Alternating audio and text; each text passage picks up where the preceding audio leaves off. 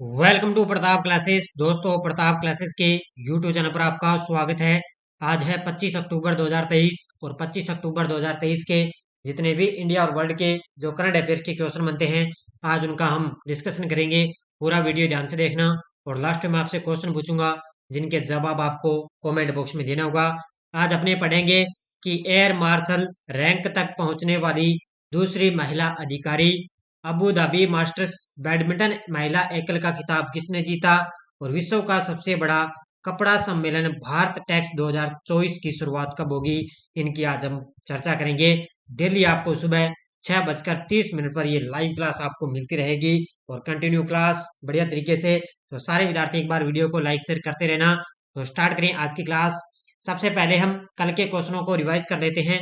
हाल ही में इसरो ने मिशन गगनयान के किस क्रू एक्सेप्ट मॉडल का सफलतापूर्वक परीक्षण किया, तो वो था TVD-1। हाल में प्रारंभ हुए एशिया पैरा गेम्स 2023 उद्घाटन समारोह के ध्वजवाहक कौन थे, तो पारुल परमार और अमित सरोहा।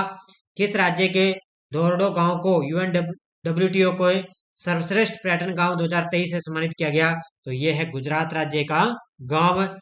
किस केंद्रीय मंत्री ने भारतीयकरण को बढ़ावा देने के लिए प्रोजेक्ट उद्भव लॉन्च किया, तो यह रक्षा मंत्री राजनाथ सिंह ने।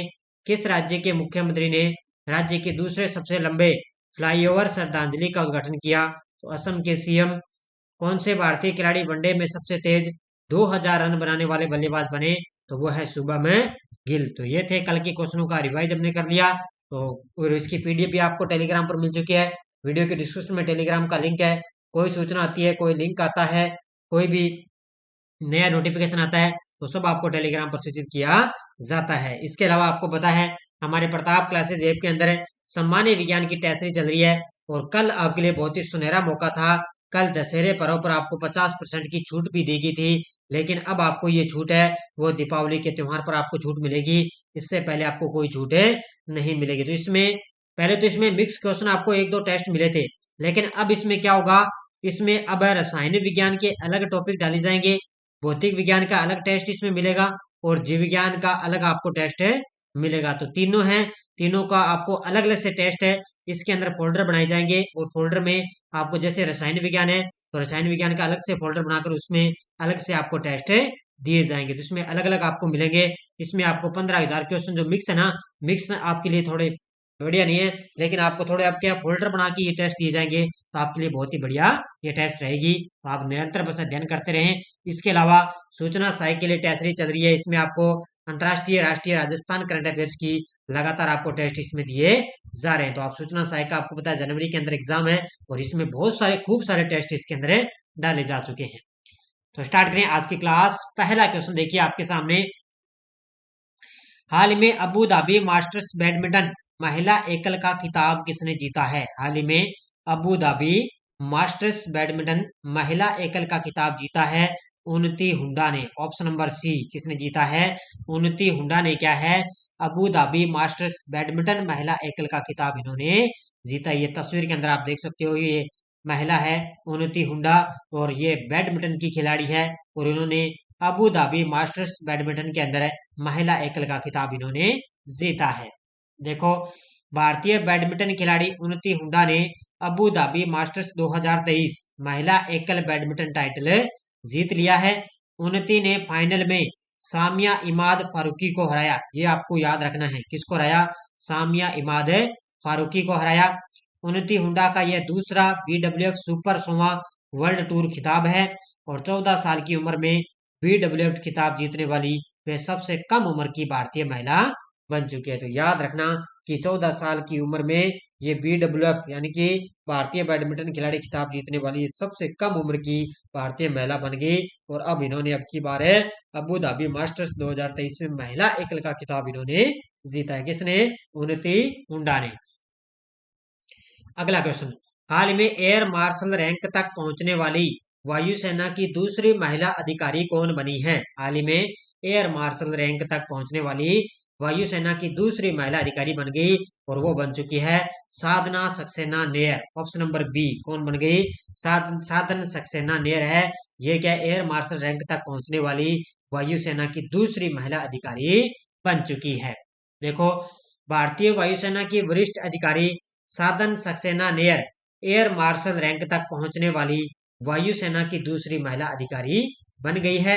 उन्होंने एयर मार्शल रैंक के साथ सोमवार को सशस्त्र सेना अस्पतालों सेवाओं की महानिदेशक का पदभार ग्रहण किया। इन्होंने क्या है, सशस्त्र सेना अस्पतालों सेवाओं के अंदर उन्होंने इस महानिदेशक का पदभार ग्रहण किया। वायुसेना से वायुसेना में एयर मार्शल बनने वाली पहली महिला अधिकारी कौन है, तो वो है पद्मा बंदोपाध्याय। कौन थी? पद्मा बंदोपाध्याय, ये थी पहली महिला। और ये दूसरी महिला कौन बन गई, तो वो बन चुकी है साधन सक्सेना नेयर बन चुकी है। अगला क्वेश्चन देखो आपके सामने, चीन के होंगजाऊ में चौथे एशियाई पैरा गेम्स में जंप T63 इवेंट में शैलेश कुमार ने कौन सा पदक जीता है? तो चीन के होंगजाऊ में चौथे एशियाई पैरा गेम्स में जंप T63 इवेंट में शैलेश कुमार ने कौन सा पदक जीता? इसने स्वर्ण पदक जीता है। बाकी आपको पता है 22 से लेकर 28 जो है अक्टूबर तक इनका आयोजन होगा और ये चौथे संस्करण का अब की बार आयोजन हो रहा है। और अब की बार आपको बताया भारत ने अब तक 18 पदक अपने बीच जीत लिए हैं। तो आगे आगे धीरे में पढ़ते जाएंगे साथ साथ में। देखो, चीन के होंगजाऊ में चौथे एशिया पैरा गेम्स में पुरुषों के हाई जंप T63 इवेंट में शैलेश कुमार ने स्वर्ण पदक इसके अंदर जीता, ये आपको याद रखना है। उसके बाद में निषाद कुमार ने पुरुषों की ऊंची कूद T47 कैटेगरी में 2.02 मीटर साथ पैरा एशियन गेम्स का रिकॉर्ड तोड़ते हुए इन्होंने भी स्वर्ण पदक जीता। यानी कि इसके अंदर भारत ने अब तक क्या है, एथलेटिक्स के अंदर सबसे ज्यादा स्वर्ण पदक जीत लिए। और धावक अंकुर धामा ने 5000 मीटर दौड़ में स्वर्ण पदक हासिल किया है। तो ये स्वर्ण पदक मैं आपको बता रहा हूँ। आगे और देखो, टोक्यो पैरा ओलंपिक चैंपियन युवा निशानेबाज अवनी लेखरा ने पैरा एशियन गेम्स में अपना पहला पदक जीता और उन्होंने महिलाओं की 10 मीटर एयर राइफल स्टैंडिंग में SH श्रेणी 1 में उन्होंने श्रेणी में बाजी मारी है। तो ये आपको पूरी डिटेल आपको नानक क्लासेस पर आपको डेली राजस्थान करंट मिलता है, उसमें आपको पूरी डिटेल बताएगी। क्योंकि जयपुर की है अवनी लेखरा, इसके अंदर उन्होंने स्वर्ण पदक जीता और भारत के मरियप्पन थंगावेलु ने इसी इवेंट में रजत पदक जीता है। तो आपको साथ साथ में ये पूरी जो स्वर्ण पदक जीते जाएंगे वो आपको डिटेल में करवाता रहूंगा। बाकी जब ये गेम्स पूरे हो जाएंगे तब आपके अलग से इसकी क्लासें मिल जाएगी। विश्व का सबसे बड़ा कपड़ा सम्मेलन भारत टेक्स 2024 किस शहर में आयोजित होगा?